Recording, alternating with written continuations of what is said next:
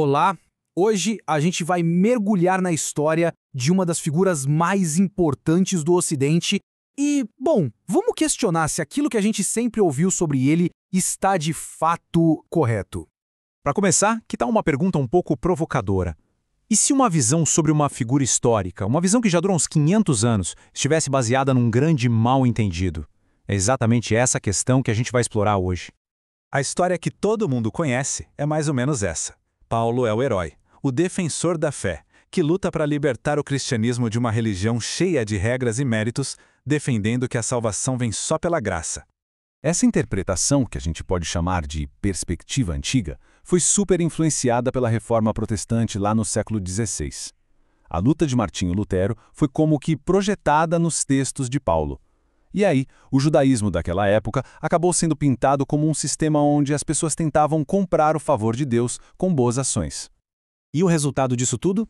As cartas de Paulo viraram o roteiro de uma grande batalha teológica. De um lado, a graça de Deus, totalmente de graça, sem merecimento. Do outro, um sistema rígido de esforço humano. Mas, e se o verdadeiro oponente de Paulo não fosse bem esse? E foi aí que aconteceu uma coisa totalmente inesperada. Uma descoberta arqueológica no meio do deserto que simplesmente balançou as bases dessa visão tradicional. Agora, olha que interessante. A fonte dessa citação aqui não é um texto cristão, é um hino judaico, encontrado nos manuscritos do Mar Morto, de uma comunidade que existia na mesmíssima época de Paulo. E olha a linguagem: salvação eterna, justificação, justiça de Deus, misericórdia. Isso mostra uma dependência profunda na graça de Deus, vinda do coração do judaísmo daquele tempo. E isso nos leva direto ao problema central. Pensa bem, se o judaísmo que Paulo conhecia não era uma religião de merecer para ser salvo, mas sim uma que confiava totalmente na misericórdia divina, então toda a ideia da batalha de Paulo parece se desmontar. Afinal de contas, contra o que ele estava argumentando com tanta paixão? Essa pergunta deu o pontapé inicial para uma reavaliação completa. A partir daquelas descobertas arqueológicas, estudiosos como E.P. Sanders e James Dunn começaram a montar um quebra-cabeça diferente, que acabou ficando conhecido como a nova perspectiva sobre Paulo. A peça-chave que Sanders trouxe foi o nomismo da aliança. A ideia é bem simples, mas muda tudo. No judaísmo antigo, entrar na aliança com Deus era um ato de pura graça. As leis, a Torá, não eram um jeito de entrar na aliança, mas sim um guia de como permanecer nela. A obediência era a resposta à graça, e não um jeito de conseguir essa graça.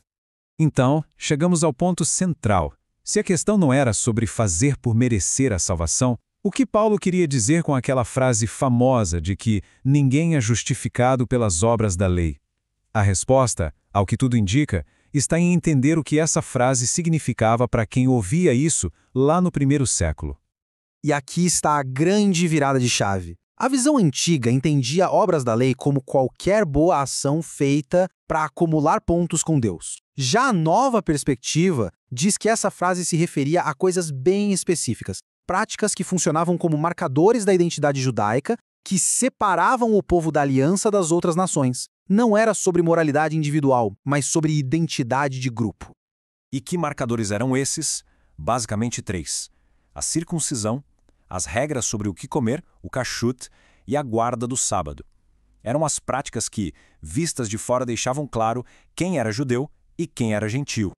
Essa citação de um texto judaico antigo, a Carta de Aristeias, é perfeita para ilustrar isso. A lei é descrita como muros de ferro, feita para criar uma fronteira social e cultural, para manter a identidade do povo. A função era tanto teológica quanto sociológica. Ok, então vamos deixar uma coisa bem clara aqui. Com esse novo entendimento, fica evidente que a crítica de Paulo não era contra a ética, o esforço ou a importância de ter uma vida correta. Ele defendia tudo isso. O verdadeiro alvo do argumento de Paulo era a exclusão social. Era a ideia de que esses marcadores de identidade étnica e cultural funcionavam como barreiras, impedindo que os gentios, os não-judeus, fossem totalmente incluídos no povo de Deus. A questão, no fim das contas, não era legalismo, era etnocentrismo. Vamos resumir o conflito. O problema era que alguns grupos insistiam que os não-judeus precisavam se tornar culturalmente judeus para fazer parte. A resposta de Paulo, isso cria um muro que vai contra a mensagem central do Evangelho, que é de união. E a solução dele? A fé em Cristo se torna um novo marcador de identidade, um marcador aberto a todo mundo, não importa a origem. E o que acontece quando a gente começa a ler os textos de Paulo com essa nova lente?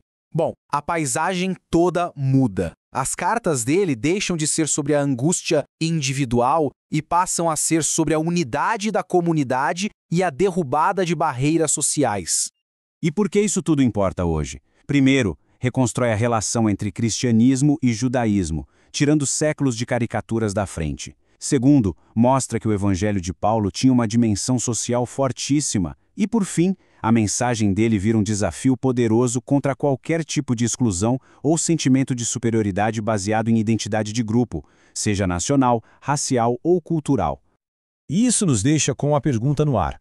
Se o coração da missão de Paulo era quebrar os muros que dividiam as pessoas no tempo dele, quais são os muros no nosso mundo que a mensagem dele nos desafiaria a derrubar hoje? Obrigado por acompanhar esta análise.